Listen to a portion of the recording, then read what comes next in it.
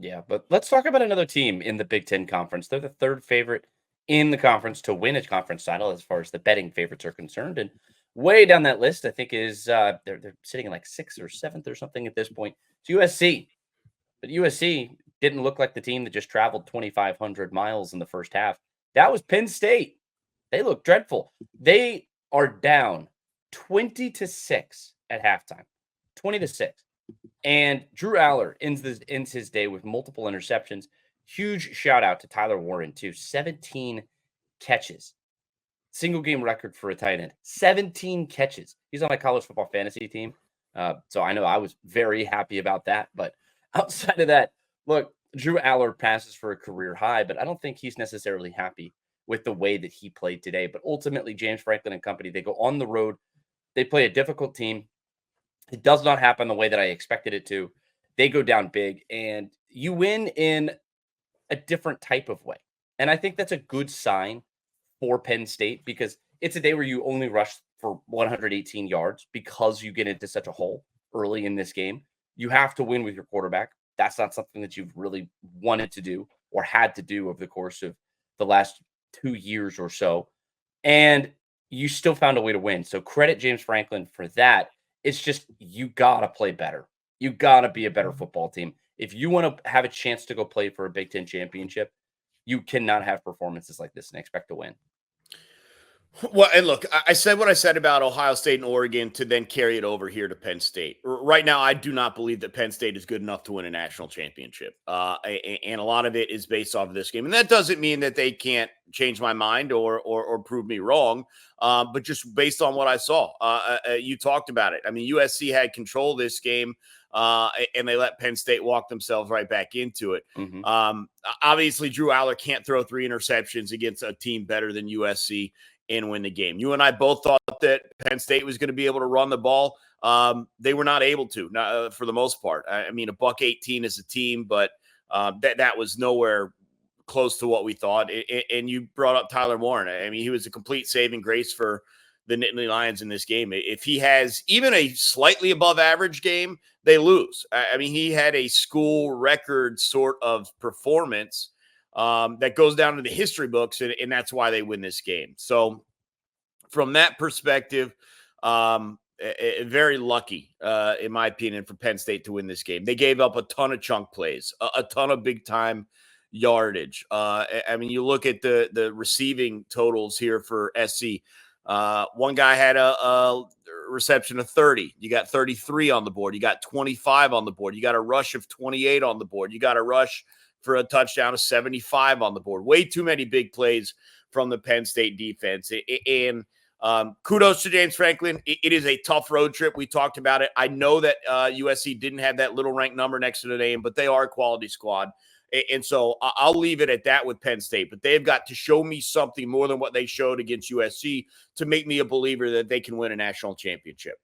Now, that being said, what in the hell is Lincoln Riley doing at the end of regulation?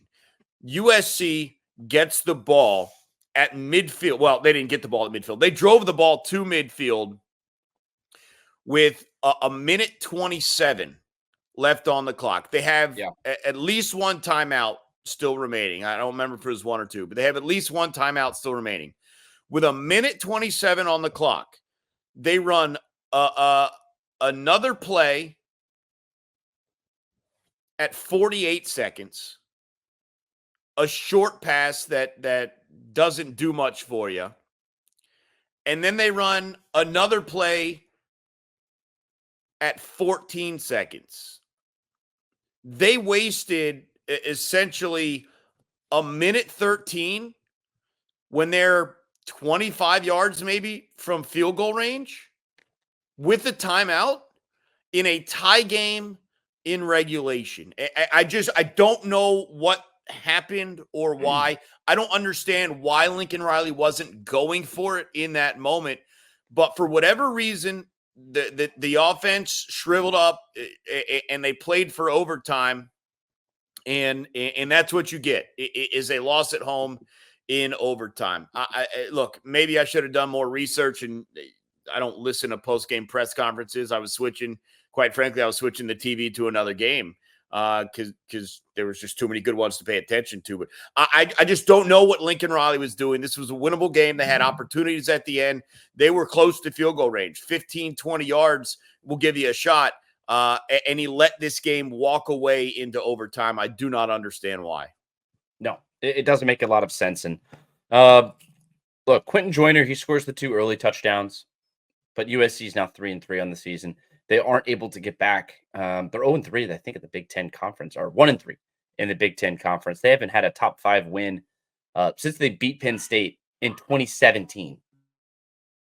It's been a very long time. It's been a tough time for USC over the last couple of years. And look, at what point does Lincoln Riley really start having his seat heat up? At what point? Because he has now lost 8 of his last 13 games. 8 of his last 13 games.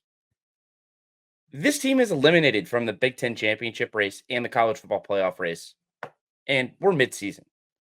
This team is way too talented. It has way too much investment, and Lincoln Riley just hasn't gotten the job done.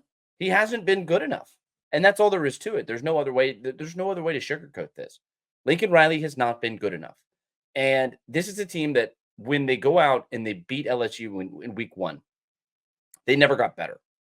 You look at those two programs have gone in opposite directions. We'll talk about LSU in here in just a moment, but those are two programs this season who have gone in different directions. And that comes down to your head coach. It comes down to how you get better on a week-to-week basis. And USC has not done that. And I think they lost this game. They had this game in the bag. Like, there's no excuse that you give up a lead like that. You only score 10 points in the second half. You could outscore 24-10 in the second half. 27-10 if you include overtime. It's inexcusable what he does. And the fact that this team is 3-3 on the season to start is not good. It's just not good. And Lincoln Riley needs to start feeling some of this heat. He really does. Because now you get to jump in a plane and fly all the way out to Maryland. You have a game against Washington, Nebraska. I mean, like, look, you finished the season with Notre Dame at home, and I mean, you should reach bowl eligibility, but you didn't hire Lincoln Riley to reach bowl eligibility. You hired Lincoln Riley to compete for national championships and get this team back to the promised land. And I don't know if they're any closer to that goal than they were 2-3 years ago. They had the breakout season with Caleb Williams in his first year. And since then, they've only gone backwards. But big credit to Penn State. Penn State has not won games like this. This hasn't been a very consistent theme for them. Generally speaking, if it's an ugly sort of goes against their style of play, Penn State doesn't have much of an answer. That's what we've seen in these big games that they play in. And huge credit to Penn State. Huge credit to James Franklin. They got the job done on a day where they clearly were not at their best. They did not play very good football, but they moved on. Any more thoughts on this one, Abe, before we move on? You're muted. I was just saying, despite how I feel about Penn State right now, they will have their opportunities to prove me wrong. They will have opportunities in the regular season to showcase that they can win a national championship. They are at that level, but and it's coming up in a couple of weeks. They got some time to improve, but you and I both thought that there were a lot of advantages in this game for the Nittany Lions, and it just did not play itself out that way. And so right now, and we'll talk about a couple other teams that I feel are in or out as we continue, but right now, I don't think they can win a national championship.